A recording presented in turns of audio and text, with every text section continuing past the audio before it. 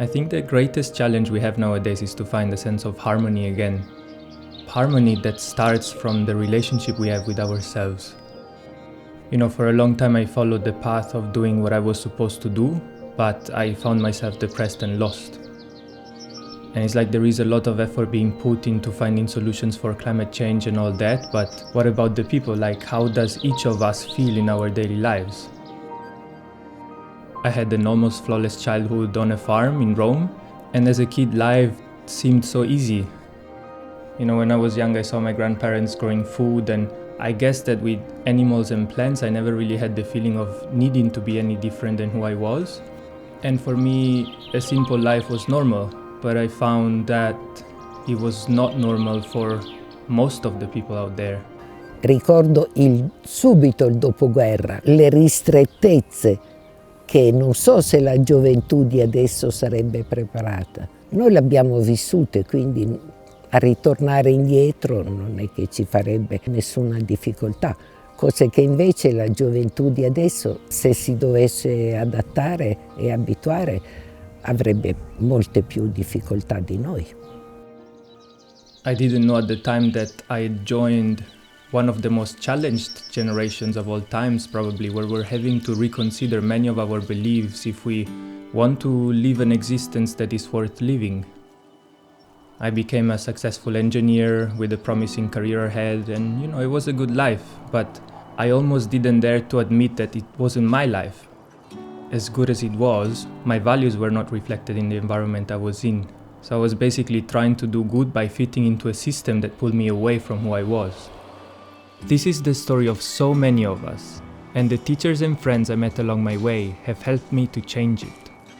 It's very, very important to see people as individuals and as basically spiritual entities, and to empathize with them directly aside from the veneers, the layers of veneer on top of them. You can like have extra vision, see through the veneers and see the person.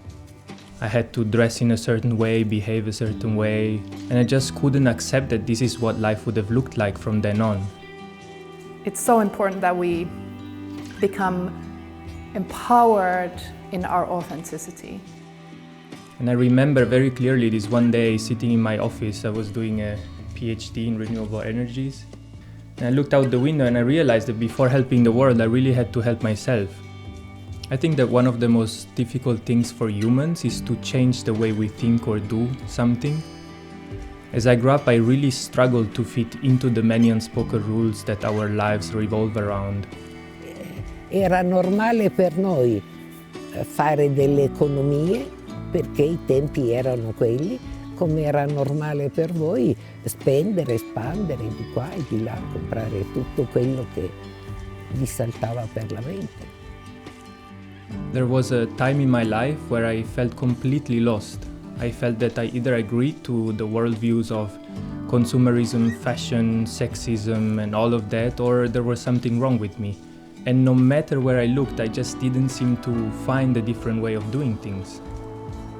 You don't allow yourself the time to think about other solutions because you're always stressed. You're always like, okay, I have to go there from point A to B super fast, and I have to buy food quickly. Sometimes we should escape, this hamster wheel and see what's happening elsewhere. Aren't these all stories that we have created? And if we are the ones who created them, can we also not be the ones who change them? I'm not saying the built environment and civilization itself isn't right, but we've gotten off track. I had many questions, but nobody really to ask them to, so this pushed me to turn those questions back onto myself. Where are we all going? Why do we run at the future? What would our life look like if we could just be ourselves without being like, oh, I cannot do this or I need to do that? We would be more like these interbeings that would be very much connected to the cyclical kind of nature of the nature and this planet. And I don't think this kind of othering would be here as much. And one of the biggest revolutions for me came the moment I discovered that there were other people who felt the same way I felt. Proiettavo la mia vita di quel momento nel futuro e non vedevo nessun cambiamento, nessuna crescita. The very first people I met that I knew had a very different way of looking at life were actually surfers. I really like that in the ocean everyone becomes equal all of a sudden. No more clothes, no more talking, everyone is the same when they swim. And it's that feeling of regaining a sense of what really matters and what doesn't. You are a kid again, just play, laugh, you know, and then all the stress goes away too, you know. Oh, you're a kid playing. You're not really trying to prove something to anybody.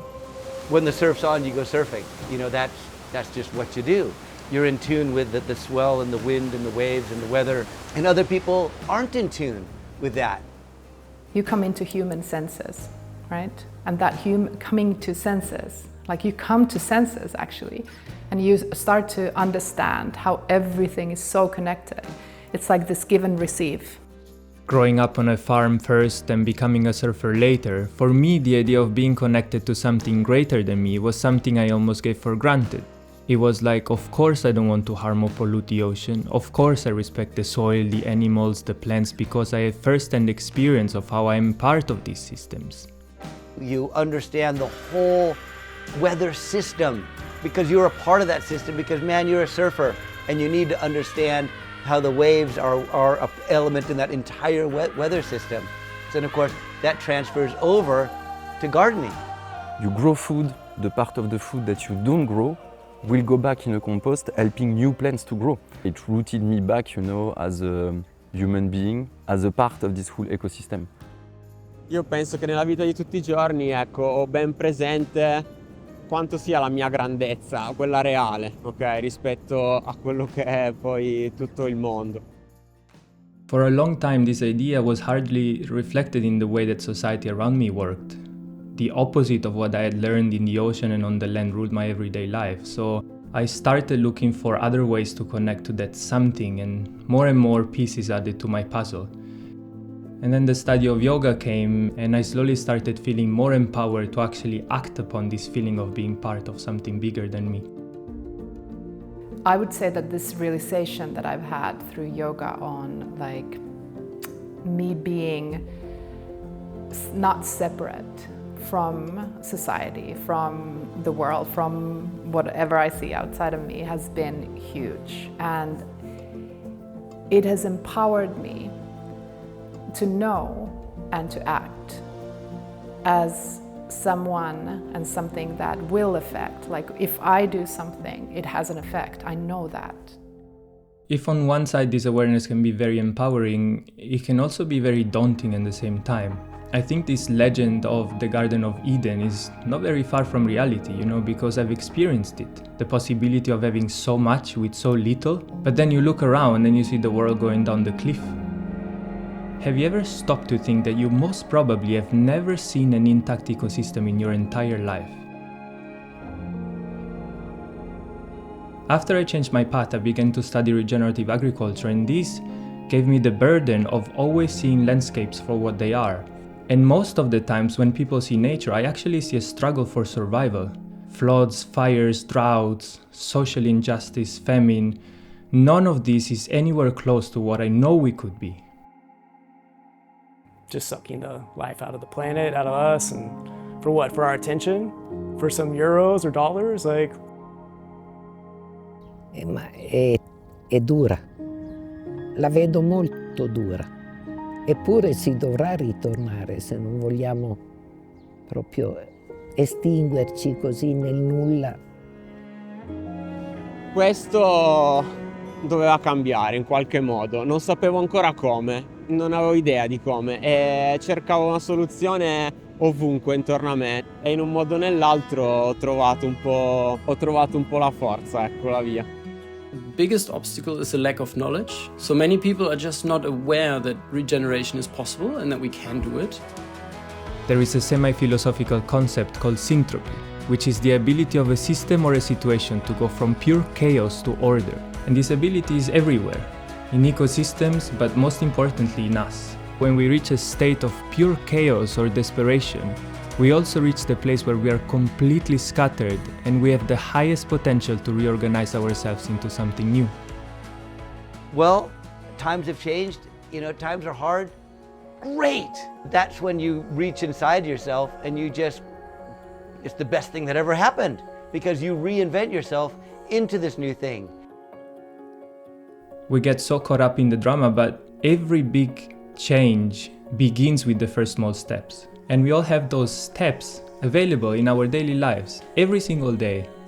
We don't think that that's important, like how we drink our morning coffee, like what milk do we put in. We don't think that these smaller steps are big enough to make a difference, but they are. The simple pleasure of having a great meal with your friends and family that's cooked with love makes a difference. My experience is that when you focus on those seemingly small steps and you follow them, they actually lead you to something bigger and bigger. You know, I started changing my life just to feel better. And that brought me all the way to becoming an agricultural consultant, a yoga teacher, an author, and all of that. And you know, I met so many other people who started doing what they felt was the right thing to do with the very small steps of their daily life and ended up contributing to the creation of a more promising world. It's kind of all about coming into what you truly are. And in my experience, what I truly am is connected to others and connected to this planet and connected to, I would say, the purpose of everything, not just my individual purpose. Initially, it was like a sense of, what am I doing? You know, why am I here? And then now it's actually, I feel it's really empowering. I feel like I'm there for a reason, you know, and it's something that I have something to give. And it's the first time I felt something like that. You know, the things that I was planting were growing and learning from the mistakes. It felt like something that was, there was a possibility to actually make a difference. I always felt a deep anxiety about not being connected to my food. And that's the journey that we're on, is putting some life back in this degraded agricultural soil by adding organic matter and biology. So here we are, trying to learn how to grow food. What first started as a hobby, I ended up going through the rabbit hole of mushrooms. It's not about the money. I never thought about the money when I was doing this. I always thought it's like they have a mission and I'm just like helping them. And they have all these benefits that I think are good for everyone. You know, what can I say? You live in a city, you're surrounded by concrete, gray, you feel like, like stressed. Yeah, grow a little garden, and just this little garden will give you back hope. At least I'm playing some little part in regenerating the world around us. When we have nowhere else to look, the only thing we're left with is to reach inside of ourselves. And I've discovered that that's where we can set the beginning of the biggest revolutions. And this binds us even stronger to people around us because we're more empowered to provide in a form that doesn't put limitations on us anymore. How could we ever kind of be skillful in our actions if we wouldn't even know who is that and what is that is skillful? I've often been turned off by the idea of spirituality because I linked it to something exclusive and dogmatic, but I came to realize that the most spiritual thing we can do is to fully live our human existence and bring purpose in the most simple acts of our daily life. And I guess that if we all look well enough, we can all find that something that connects us to our own sense of purpose. I just need to connect with the ocean because I have so much stresses in my life. God, and then turn and catch it and land it, and then I listen and I really focus on the sound of the water and the feel of the coldness of the wind and all that, and I ride it up onto the shore, and then the wave expires itself, and I said, I did it. I just turned the computer off and it turned it back on again, and it's defragged. It's all good.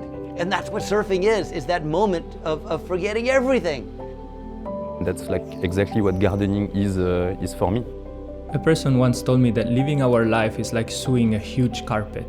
The carpet is so big we cannot see the shape of it while we sew it, so all we can do is make sure that we put every stitch just in the right place. Like this, we can make sure that one day we'll look back and say, yeah, that's exactly how I imagined it to be. You know, if we do the best we can every day, that's the best we can do, and even the biggest problems become more approachable. Allora, oggi, dopo ormai diversi anni dalle certe decisioni importanti che ho preso, posso dire che è stato esattamente il mio percorso. Non mi sento per niente arrivato, perché la nostra mente, i nostri pensieri cambiano di continuo. però sono felice. I've met so many people from so many different backgrounds and cultures who decided to follow their path. I think I can say that out of every single one of them, doesn't matter how old they were, where they came from, how much money they had, all those who didn't stop in front of the obstacles, that are many and very hard, managed to find a sense of purpose in their lives. I am very driven to inspire people to find their purpose, because ever since I found mine, the joy that infuses my life is so powerful that I wish for everyone to experience the same. If there is joy, then every other problem becomes almost exciting to solve. For sure, the step in the beginning is not easy, but I think that on the long term, you will see the reward, and you will see that, it will give you back so much that it's worth the effort. So I think the advice I would give to people that want to switch their life, it's just to prioritize a bit more, be a bit more patient, and say like, okay, I will do this and this, but great, and the rest maybe it will come later when I already have strong basis and I have more confidence in what I do. Take a piece of paper and write like the first thing you can do to achieve that goal today, you know. What can you do today to achieve that? We really underestimate what we can do in a year, and we overestimate what we can do in 5, you know. My advice and what I feel that from my personal experience has been really helpful is to lean into community. It's so important that we become more communal and will lean into community, and that will help, because then you will know that you're not alone. And it's interesting, you know, because you start this journey and it's so hard to start it, and then you realize that there is actually no place to get to. It's when you have the freedom to be yourself that you don't really need the freedom anymore. This moment is joy. It's waiting for this. It's the moment of potentiality, may even be better than the moment of riding a wave. You want this meal, and the meal's coming, but the joy is in waiting for the meal or preparing the meal. We think that the destination is gonna give us something that is gonna be the Shangri-La. We're gonna be like finally floating in the sky. This is all illusions, you know. Be proud, just like the fact of you trying is already a success. That process of you putting like every single effort into it, it gave you so much, and you're growing from it every single day, you know. Go surfing, catch a wave and feel that energy, and is that very moment that you lose yourself, that is the best moment of all.